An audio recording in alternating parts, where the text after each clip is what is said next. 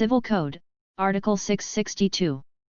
The cost of repairs and construction of party walls and the maintenance of fences, live hedges, ditches, and drains owned in common, shall be borne by all the owners of the lands or tenements having the party wall in their favor, in proportion to the right of each. Nevertheless, any owner may exempt himself from contributing to this charge by renouncing his part ownership, except when the party wall supports a building belonging to him. This is Legal Philippines.